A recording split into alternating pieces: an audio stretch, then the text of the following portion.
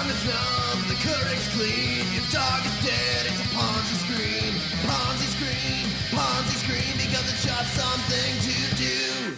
Woo! Keith Springer is the president of Springer Financial, author of Facing Goliath. Keith Springer of Springer Financial. So I got to go back to you, Keith. What do you think right now? I think the markets over a period of time are going to like this. I wouldn't be surprised I if realize we that the economy turned around. has changed so much. 92 million people are in massive savings mode. They don't have the money to push the economy forward. I started back when Ronald Reagan was president, a long time ago.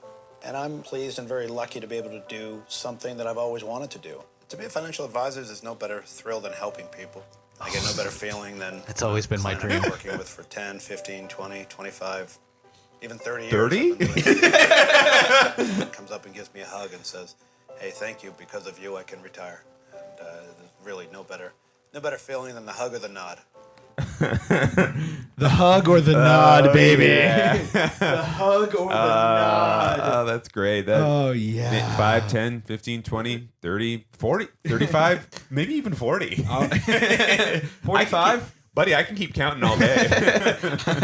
I can count by fives as high as you want me to, Mrs. Girl, don't even. Mrs. Christensen, I can count by fives. Yeah. I think I know who this guy is because I did read about him. So Keith Springer was charged by the Securities and Exchange Commission on December 19th with defrauding hundreds of retail clients. And then just the music playing in the background.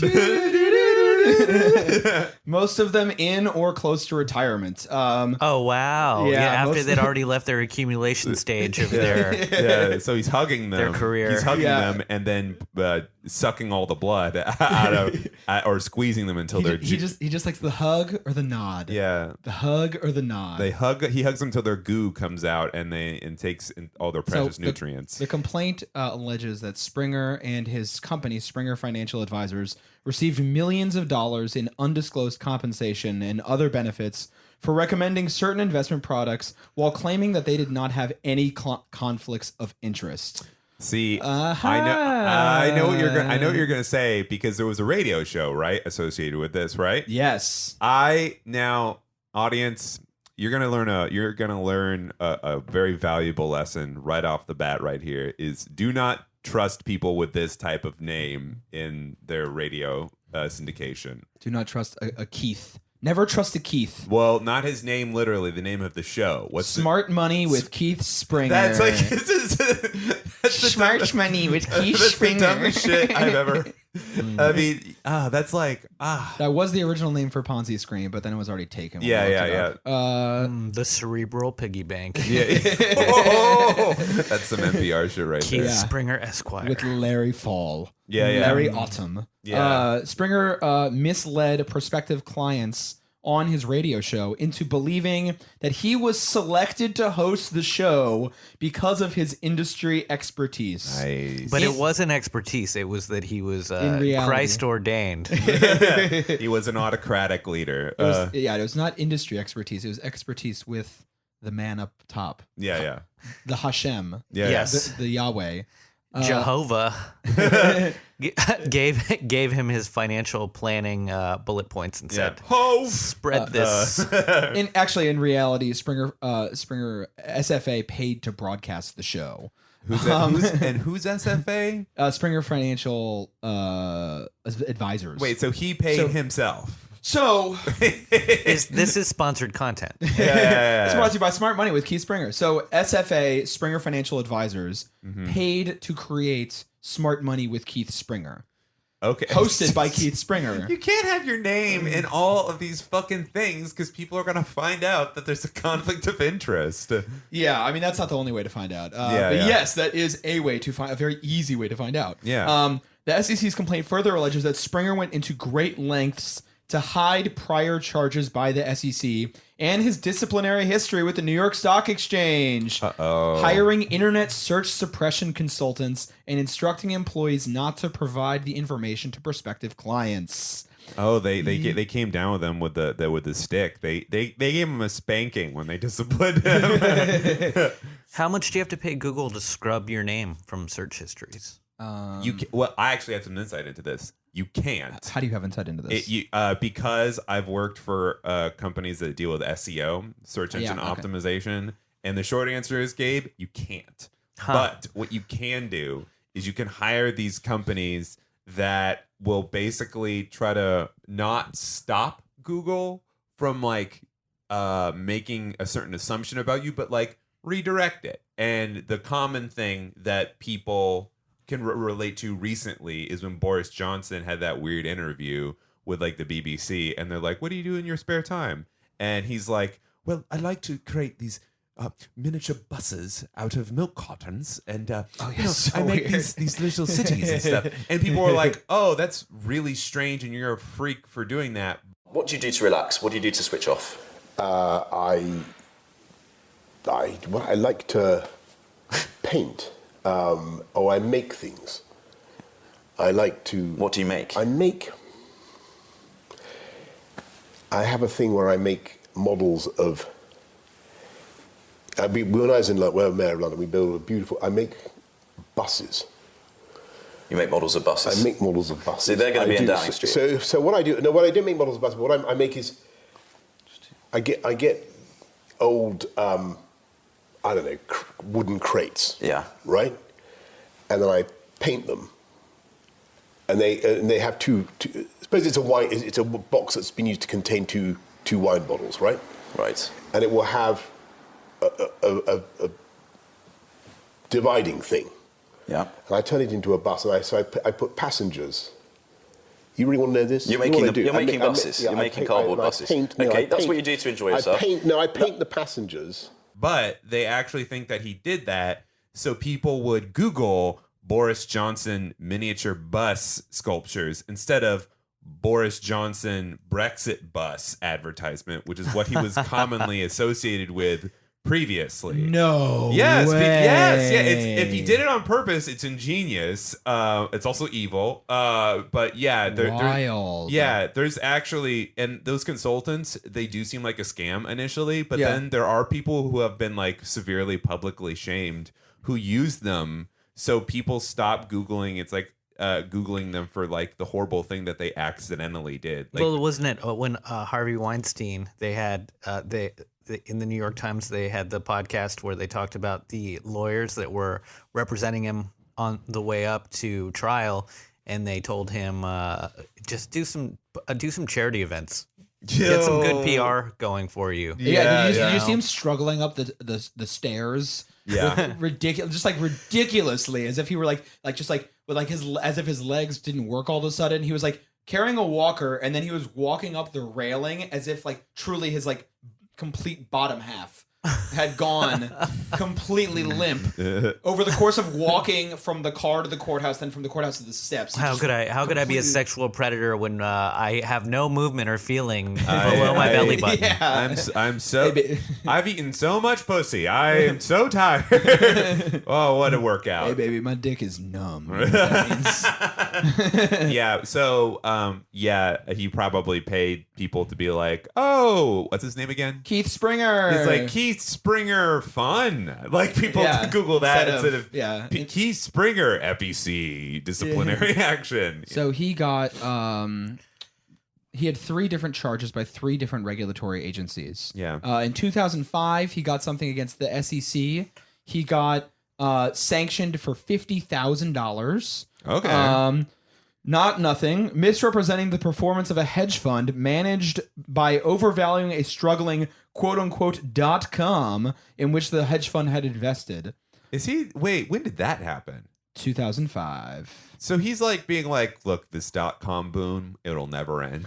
Yeah, I know. 6 years after pets.com ceases to exist. A common .com bust. Yeah, if you know Keith Springer's a problem when he still is in a quote-unquote .com in 2005. Yeah. You should not trust this man's judgment. The second thing he got, so this was like he like actually Maryland Division of Securities, December of 1999. But really what it comes down to is, remember how we talked about FINRA?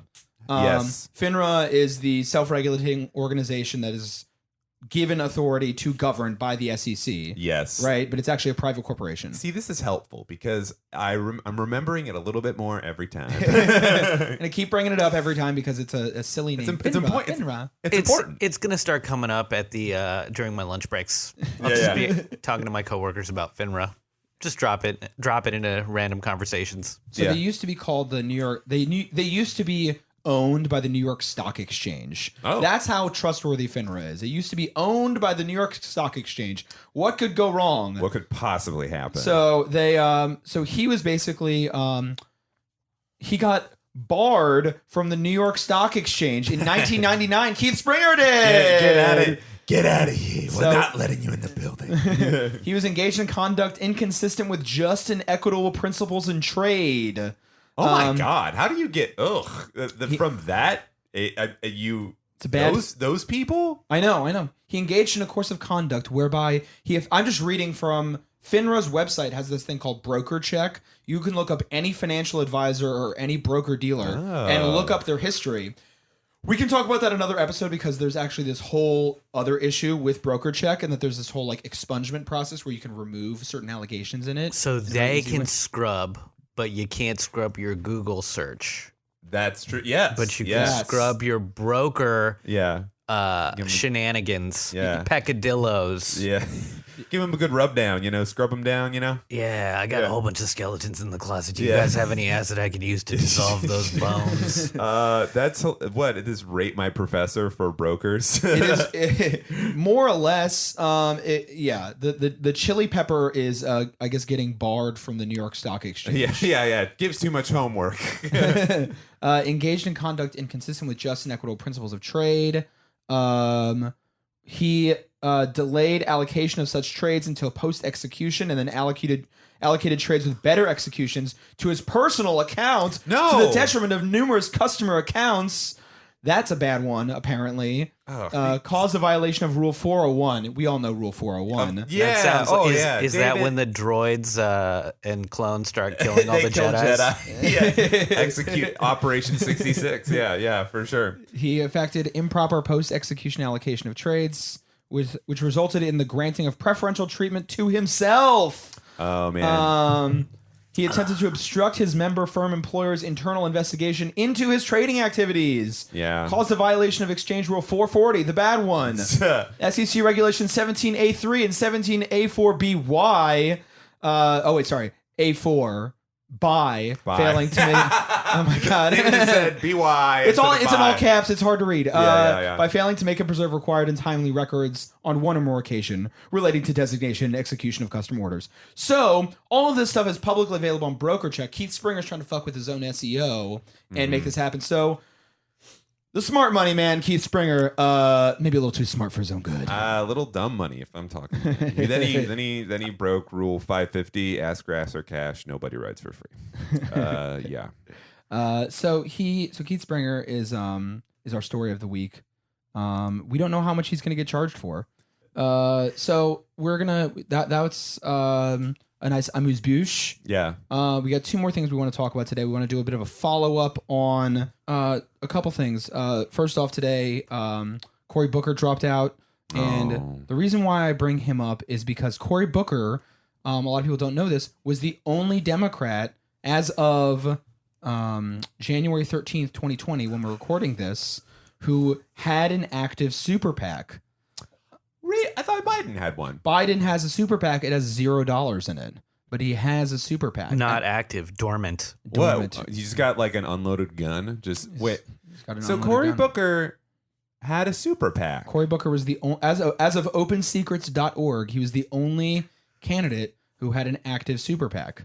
And he had to drop out for quote unquote lack of funds. So like he really had no money or was really unpopular. Cory Booker got $100,000 from the hedge fund and private equity sector in his super PAC. Mm-hmm. From his super PAC got that money. Mm-hmm. His campaign got more.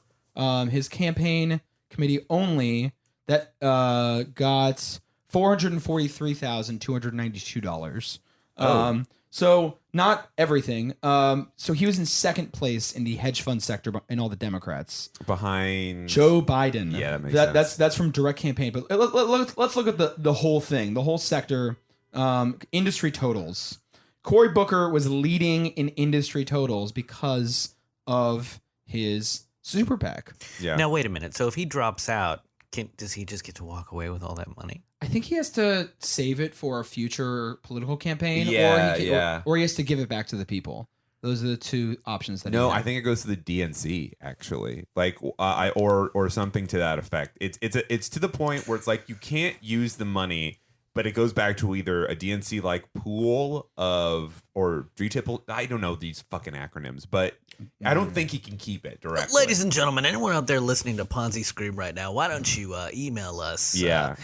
And or just DM us on Instagram and give us some info on what happens to the money that you acquire in a campaign. I think I know my mom has supported some bad candidates in primaries before, and she's got money back. Yeah, it wasn't specifically Hickenlooper, but like the spiritual Hickenlooper. Yeah. And she got money back from that. So it is a possibility, I believe. I believe. I'm just a simple Southern lawyer here. Yeah. You really do sound like the lawyer from what's that movie with what about check this out, David? The jury out there, I'm sure they'll give quite a bit of leeway to my client. I have lowered my incredibly visual gag. I have lowered my glasses. Perfect to the pod. Perfect to the brim, to the very the point of my beak. So let's see who else. So I'm going to give you the rundown of who's leading in hedge fund and private equity donations. Okay. First place, Cory Booker, RIP, $543,000. Second place, Joe Biden, $452,000. Third place, Pete Buttigieg, $358,000. Fourth place, Donald Trump, $352,000. Okay. Then after that, it is Seth Moulton, Kamala Harris, Michael Bennett, John Delaney, Kirsten Gillibrand. Then Amy Klobuchar, $156,000. Then Beto O'Rourke. Then John Hickenlooper. Then Tom Steyer with $72,000. Steve Bullock. Then Liz Warren with $49,000. Then Jay Inslee. Then Andrew Yang with $28,000, Julian Castro, and then Bernie Sanders with $17,689. Sensible. That's enough money to buy like a nice pair of orthopedics for life. You can buy. Look, I don't think you understand how nice of a Corolla you can get. We're talking about a 2012 lightly used black Corolla, maybe for an Uber, 100,000 miles. That's the screaming deal. All right. Then you got Tim Ryan, Will Weld, Eric Swalwell, Marianne Williamson, R.I.P., Joe Sestak, Bill de Blasio. Tulsi Gabbard's only gotten $1,000 from the hedge fund industry specifically, not the securities industry in total. But yeah, were they loaning her money? Look, if I could just actually, this does raise another question. Who specifically did Bernie get money from? We can look it up, but it's so much more work. Yeah, so much more work. Well, let's look it up because I mean his whole thing is like I do not take. This is a grassroots campaign. Yeah, this $17,000 is going to derail the entire Green New Deal, though. Yeah, I know that. It's going to take it all. I was planning to transform the nation's infrastructure and economy, but the $17,000 has made me rethink that. And petroleum.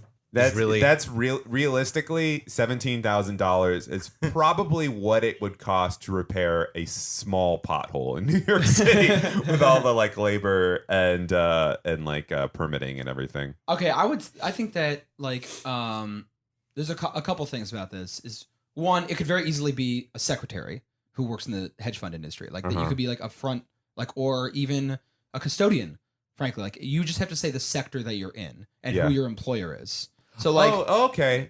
So when you donate through like Act Blue or like by campaign finance law, you have to say who your employer is and what your profession is. But I believe that Open Secrets divides it by like the industry totals are what your industry, your employer is in, not what role you have in the company. Okay, that makes a lot more sense. I believe, I could be wrong. I could just be making that up right now on the spot. To be David, nice. be careful. And then the other, and then really, but this is the other one though is. There are a lot of people who have really, really evil jobs and really hate themselves for it. Sure, a lot of self-hatred there. There's a lot of people on Wall Street specifically, whether you're a lawyer paying off your student loans and you work in big law, or whether you just like are too much of a wimp to like, you know, you went to Harvard and you're too scared to turn down all that money that you're going to immediately get right out of undergrad because you're a math whiz and you don't know what else to do with your career. There are a lot of people who do work on Wall Street and genuinely hate themselves. Yeah. And those people are not leaders. We should never trust them as leaders, but they are people. Yeah. And we should respect that they are giving to what they presume to be a person who fulfills their values better than they do themselves. It is entirely possible. It is entirely possible, my friends. I mean, it's only $16,000. So what? It's 160 people giving $100. Oh no, not even that. Is that what it is? Did I right? No. 1,000 people giving $160. No, that would be more. Or wait, all I know is that it's entirely possible that maybe one man who's just that sad that he works in Wall Street is like, oh, I'll fucking give you $18,000. Like it's like it could happen. It actually can't by campaign finance law. You can't give more than $2,700. Okay, 5 guys. It's the 5 guys who made the restaurant. They really hate that they're propping up this other version of it. That's so true. That's so true. And causing anaphylactic shock for probably Gabe. I can't even walk into one of those places. No, dude, oh my God, that would be a nightmare. Peanut oil everywhere. Oh yeah, they got open air peanuts, just bag. They're just insulting you. I hate going to bars where they keep the peanut shells on the floor. You ever go to places like that? Yeah. You're deadly allergic? Yeah, I can't handle it. My boy. Yeah. My you child. just you walk in and you're like, oh man, I'm so happy to get a drink in this country bumpkin. Oh no. I welt up. You know what I'm allergic to? Intolerance. Oh, David. I have a gold star here for you. Actually, I'm allergic to peaches. Really? Oh, that's so sad. Stone fruits. Yeah. Stone fruits, baby. You know what I'm talking about. So, separate from the hedge fund industry is the securities industry. Okay, the securities industry does like mutual funds. And we're going to talk about the division in today's episode more.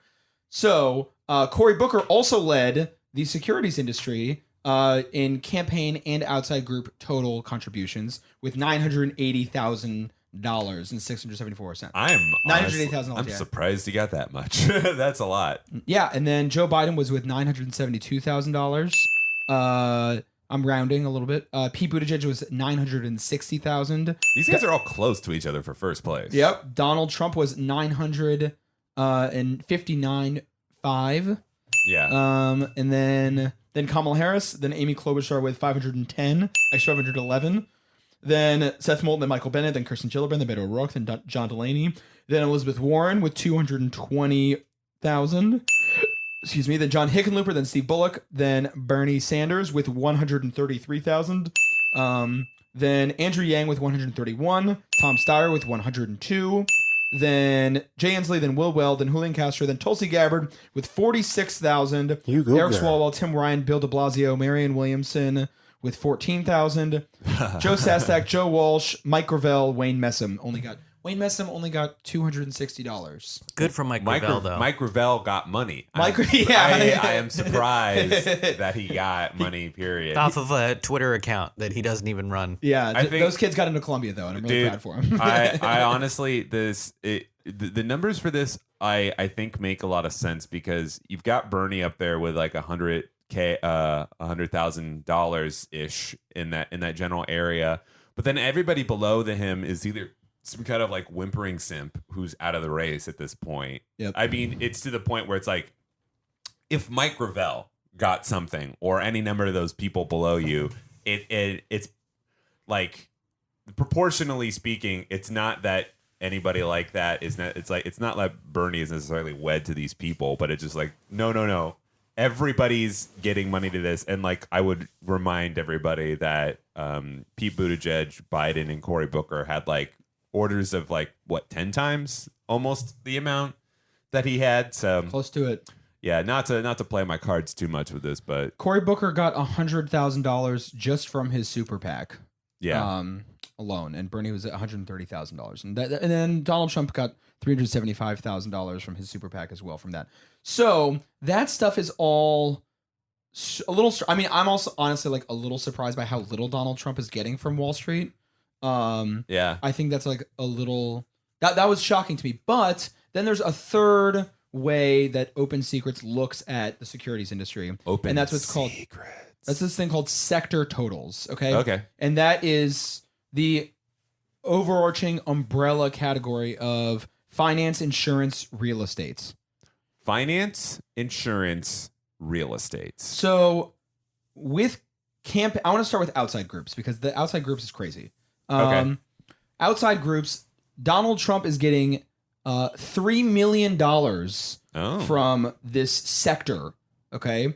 Cory Booker got $1 million from this sector. Oh my gosh. Yeah. So this must be real estate people, I assume, or insurance people, because it's not finance was just elucidated, right? Yeah. Then nice word use of elucidated. Thanks very much. Thanks. So then that means that those two are also the top recipients overall, campaign and super PACs. Mm-hmm. Donald Trump gets nearly $7 million from financial, insurance, and real estate. Wow. Then Cory Booker is at $3 million. Pete Buttigieg is at $2,955. Joe Biden $2,767. Then Kamala Harris and Amy Klobuchar at $1.2 million. So big drop off between. She has half, right? Then Bernie Sanders. Interesting. Also $1.2 million. I am very curious who in that denomination is what their actual technical roles are. I know, right? Yeah. So Beto O'Rourke is at 1 million. Elizabeth Warren 987. Yeah. So a little bit below Bernie. Michael Bennett, Seth Moulton, John Delaney, Kirsten Gillibrand, John Hickenlooper, Andrew Yang 471. Steve Bullock, Jay Inslee, Julian Castro, Tulsi Gabbard $214,000. Bill de Blasio. I mean, this is a huge sector of the economy, by the way. Yeah. Really, very. Then Bill de Blasio, Tom Steyer, 144, but he's all self-funded anyways. Marion Williamson, Tim Ryan, Will Welds, Eric Swalwell, Joe Stadstek, Mike Gravel. Mike Gravel got $4,000 from this industry. This is great. and then a few more. Then a few of the other weirdos. But yeah, so that is some of the Open Secrets stuff. A few weird stories specifically tied to some sort of like donors thing. One quick thing is one notably absent person is Mike Bloomberg. Mike Bloomberg, I don't know if you guys have watched cable recently, but he's all over cable. He's going to give $1 billion to the Democratic Party and candidate.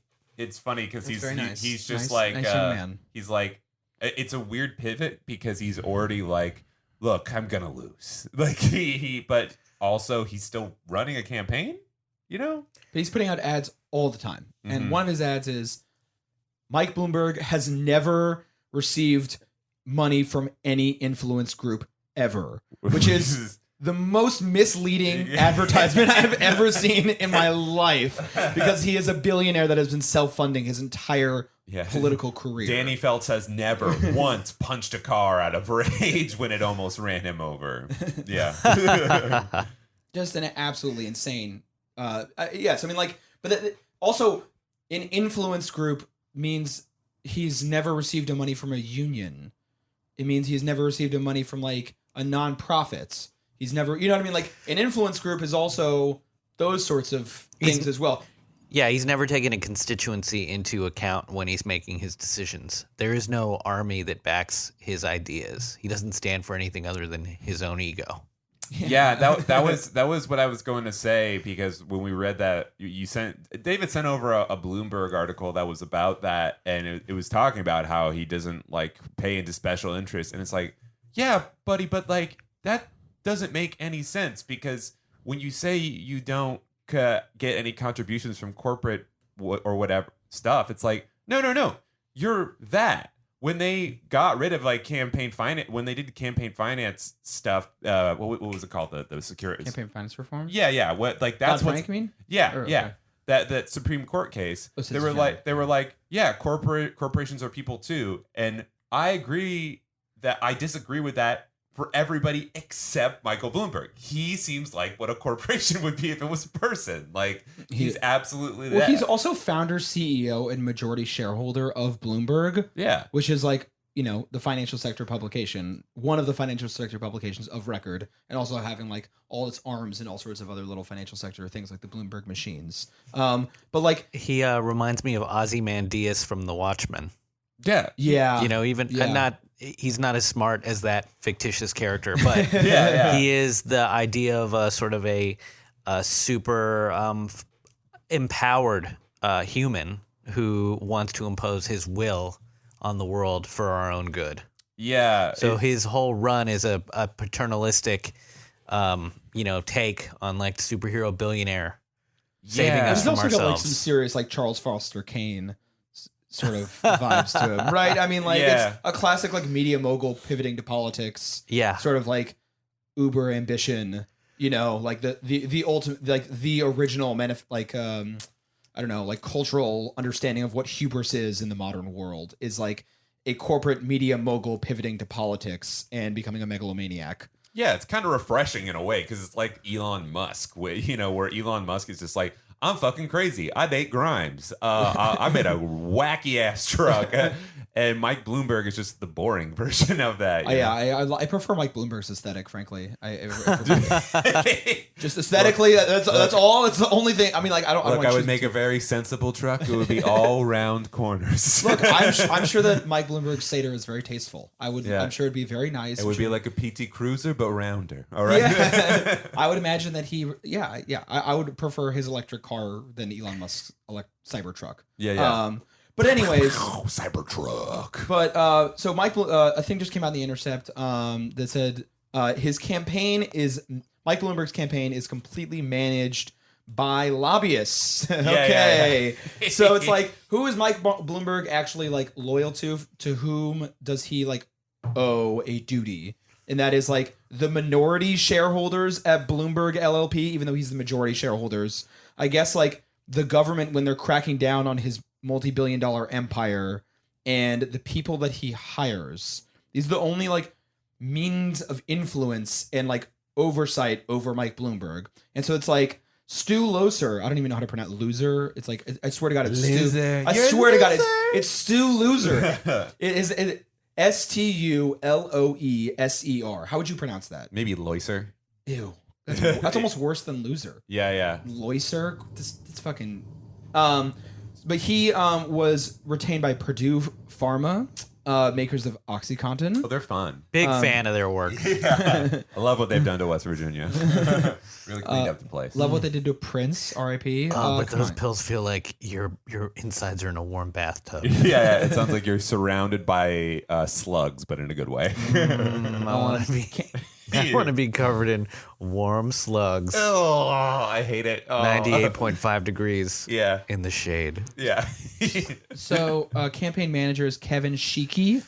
Gross. Another gross name. Yeah. Kevin. Yuck. You scamp. He previously was a lobbyist for Bloomberg, but he also helped to do the NBC Comcast merger. That's not a conflict of interest there. Oh, no. Yeah, Bradley Tusk, an advisor to Bloomberg's campaign.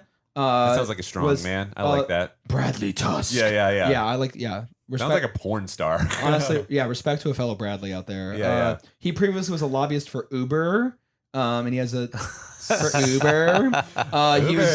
He's also... making the world a better place.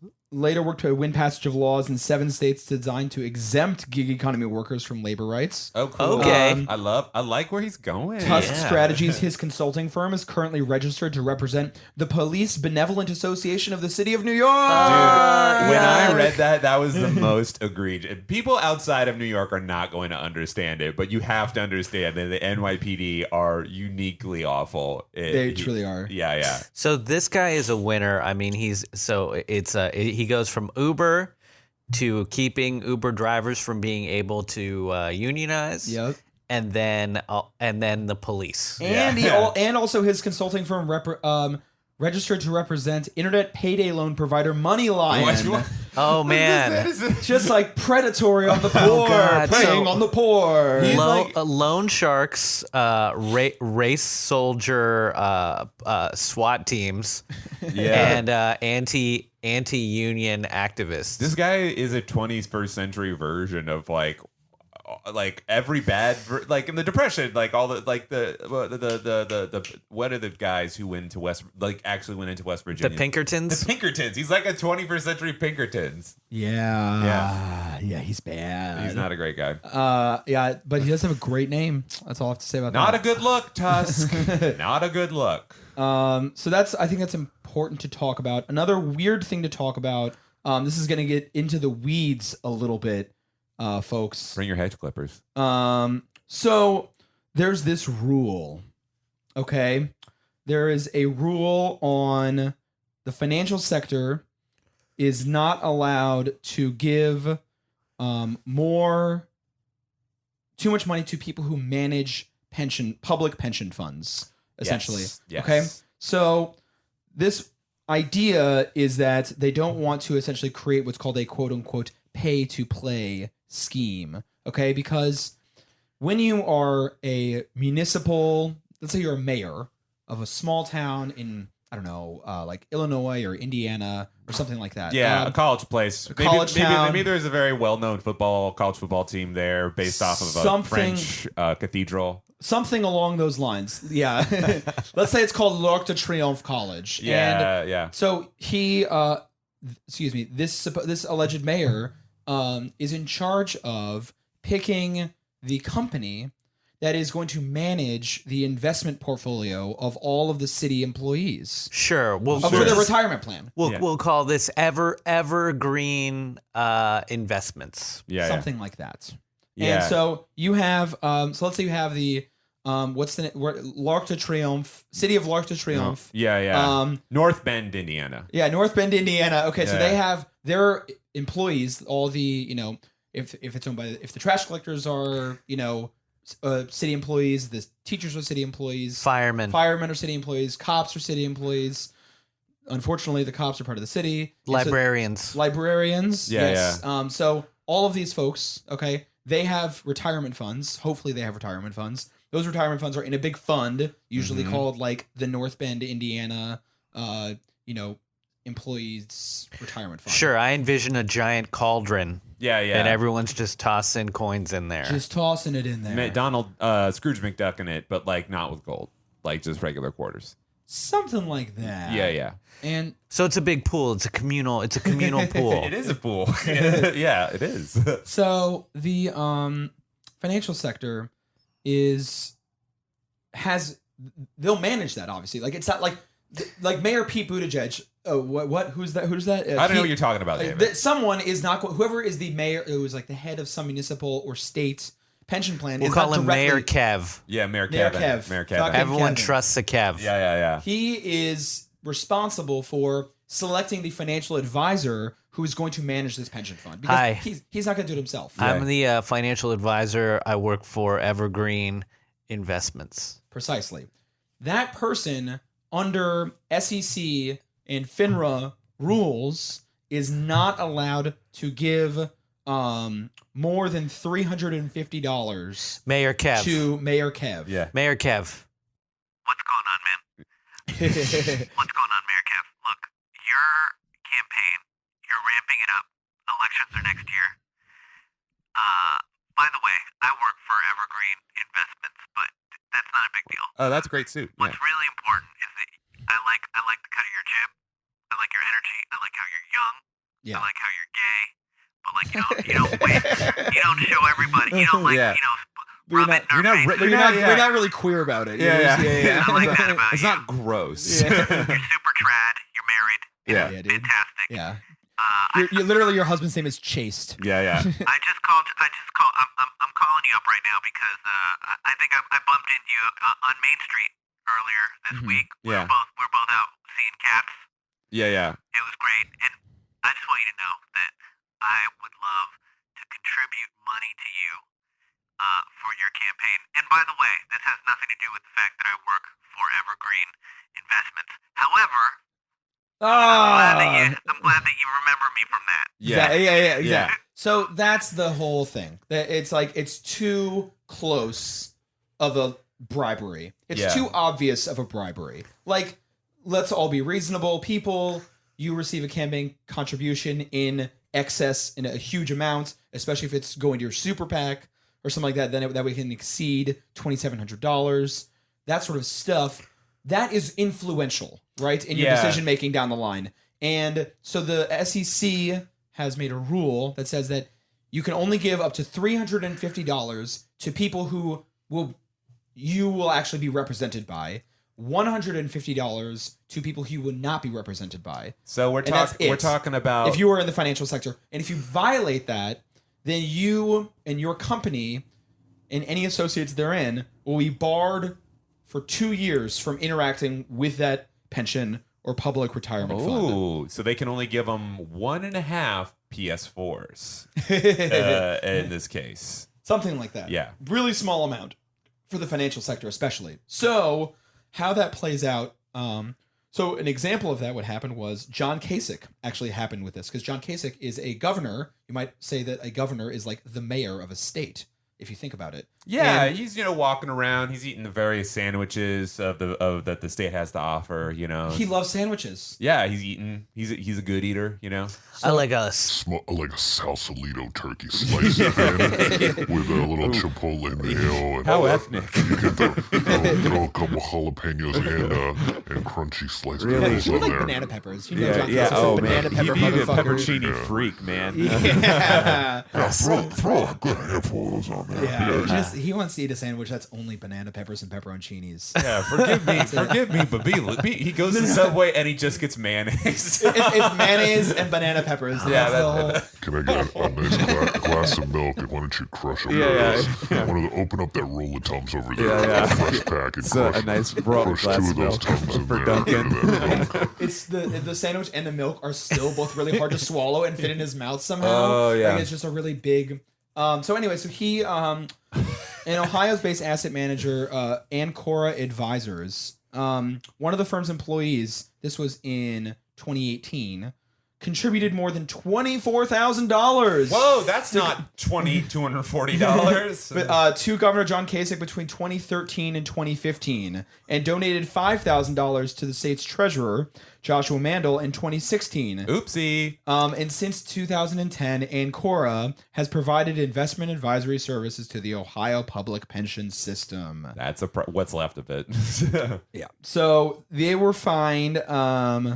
Ancora Advisors was fined $100,000 for violating these pay-to-play rules. Now, how much is that in the grand scheme of their profits, though? Oh, fucking! I mean, pardon my French. Nothing. Yeah. I mean, I truly. Stated. We can look it up right now. Ancora Advisors AUM. How about that?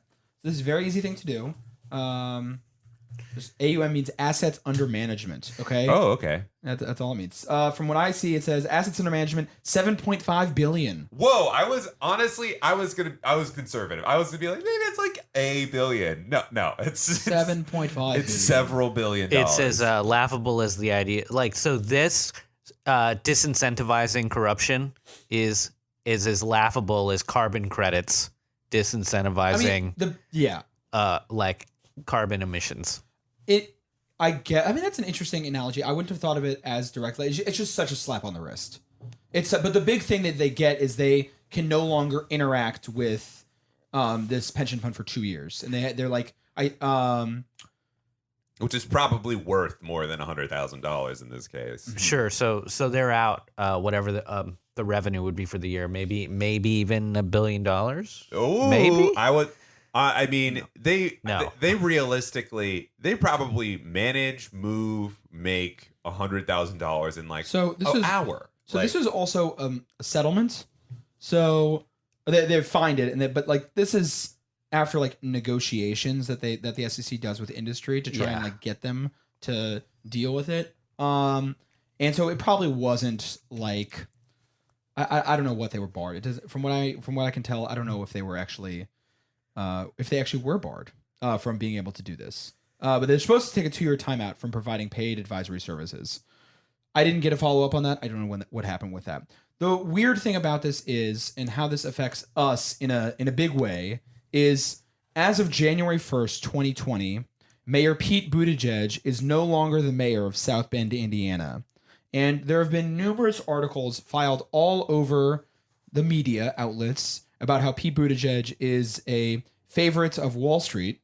And yet he has still been able to receive these donations, assuming that these people just are essentially they're giving money under the presumption that they're just not even going to try to get the South Bend, Indiana municipal, they're not going to get that business. So they're just going to take, I'm going to give it to them anyways. Long game. Yeah, there's like, you know what, I'm just not going to have that. And it's a tiny ass city in Indiana. Who cares, right? Yeah. They're going to give him money because he's running for president. But now that he is, and I don't have any evidence that anyone exceeded the $350 who's an investment advisor, just for full disclosure purposes. This is what is it? Conjecture? Is that the word? Conjecture. This is all educated guess. But like, the important thing to know is that now that he is no longer the mayor of South Bend, Indiana, those rules do not apply to him. He's normal like the rest of us. So now he is normal, and he can receive even more donations from the financial sector than he already had before. It's something that everybody should keep a very close eye on, because the probability of it happening much higher now. Like, I would be very surprised if at some point in at least the next 2 debates, something like that came up. Now, whether or not the news cycle really pays attention to it, that's up for grabs. I mean, it's so esoteric that it's like not really probably going to get too much. It would have to be a huge thing. Like, there would have to be an actual story connected with it. You know? Yeah, we'd have to find some breaking news. Yeah, either not even Bernie would really bring it up at this point. You know, it's too esoteric for him almost. I think Warren would bring it up if anyone's going to bring it up, because she's punching at Pete.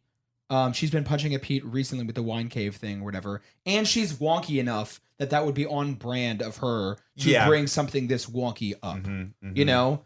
And she's got a head for policy. People love that.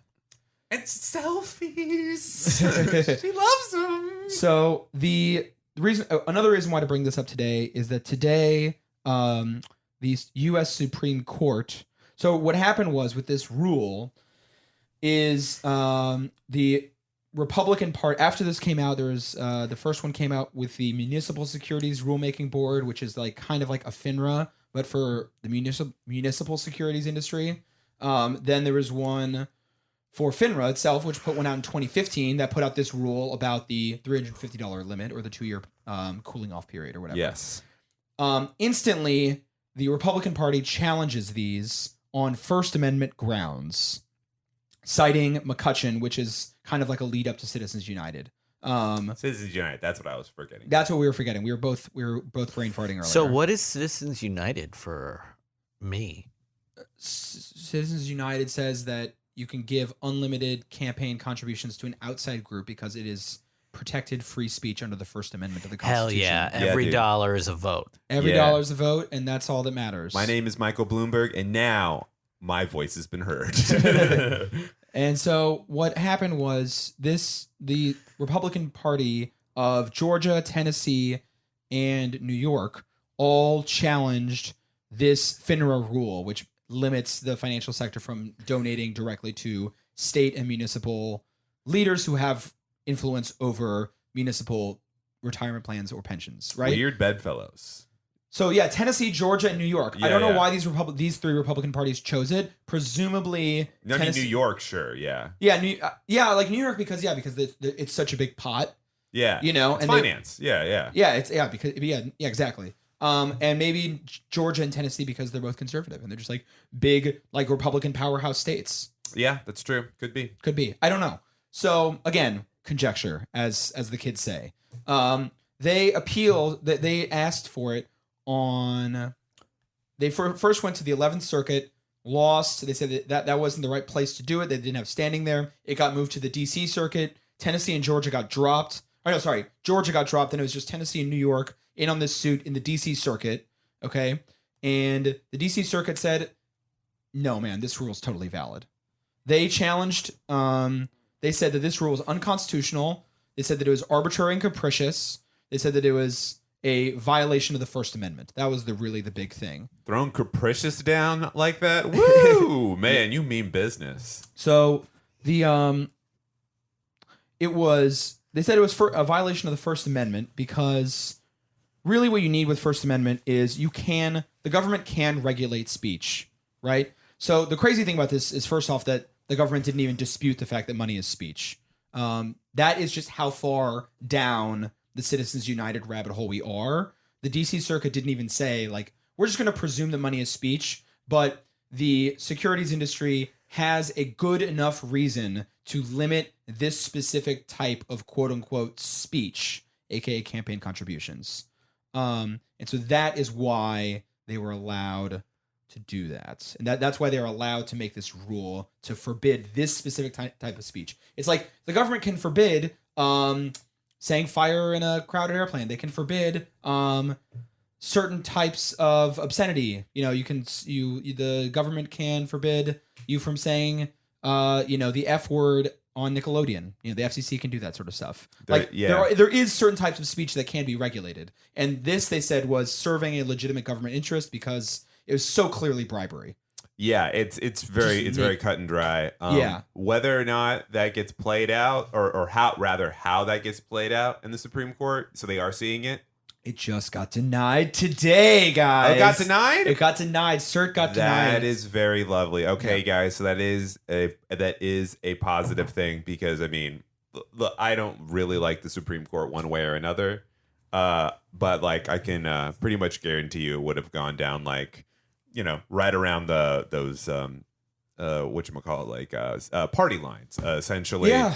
And then you would have had the joy of getting to see Chief Justice John Roberts be like, am I a good boy today? Or not, which is weird now because he's a Bush era appointee, and like in a weird way, he has become the deciding vote on many Supreme Court cases, and is now just now we have to care about him. I read something recently that actually over the course of your time on the Supreme Court, you become more liberal. Like someone looked at the voting patterns of justices, and over time they all start to lean more left the longer they're on the Supreme Court. Unless you're Clarence Thomas, in which case you have made 7 Horcruxes of yourself and are an evil demon. I wonder why that is, though. I wonder what happens. Experience makes you more understanding. More lib. Maybe in the you're eating lunch, you're breaking bread in the cafeteria every day with the 1 or 2 Supreme Court justices that are. Sotomayor is a very convincing woman. Sure. Yeah, I mean, also you're just on there, and I mean, you come in. I mean, you get appointed. You're coming in there hot. You're whatever. Let's just assume you're a Republican in this case, or you have that conservative leaning. You come in hot. You hear cases. You're like, blah, blah, blah. I'm talking about this. I'm talking about that. And then after a while, you're just like, I just don't have any zest for this as much, Let's just let people have rights or whatever. But then you get ideologues or dumb guys who are in there, like Gorsuch or old rapey guy. Not Alito, but Kavanaugh. Kavanaugh, and they're just dumb. They're just like they're just dumb guys. They don't have thought. They're just I'm a dumb guy. I'm a dumb guy. And I'm here to do dumb shit. All right. I'm here to wreck house. I'm here to tear open the garbage and root through it like a raccoon. Sure, they're done. They're done learning. Yeah. So well, that's a good. I like that story. Things ended. That was a positive note. Yeah. That maybe there won't be any more for now. Yeah, that's some form of campaign finance reform. Yeah, but the thing to really look out for, the takeaway from this story, is that Mike Bloomberg has a bunch of lobbyists, and Pete Buttigieg is going to start getting more money from the financial sector. Yeah, it's keep an eye out on that, and hey, it may come to a debate stage near you. We don't know. And we were going to talk about something else, but we're just out of time. We're out of time today. We can't make it. It's not going to happen. So that means you're going to have to tune in next week to keep listening to Ponzi Scream. Yeah. Gabe, I have to ask, did you get a text message from Bernie Sanders as well just now? I did. For a small donation. They can't stop. They won't stop. They can't stop. And honestly, I get it. I'm okay with it. For a You very know, small donation of $133,000. Dude, honestly, every time Bernie sends me a text, I'm kind of just like, yeah, I mean, let's give $1.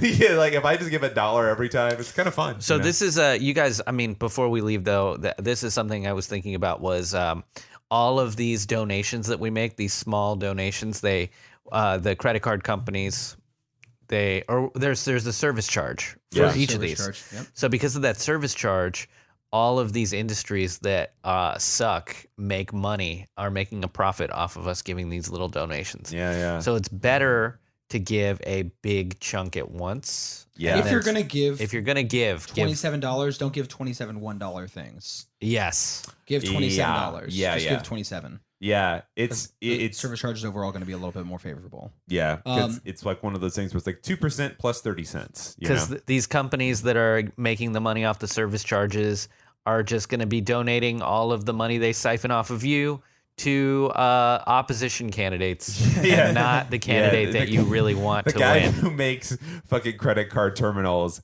is not chill. I can assure you, he's not just like, yeah, dude, I fucking love hacky sack. I love chilling with my bros. Oh man, I'm a good time. No, like he is a Mike Bloomberg character who's just like, how can I get this money? Yeah, it's like one for you, one for me. Yeah, no, he's not chill.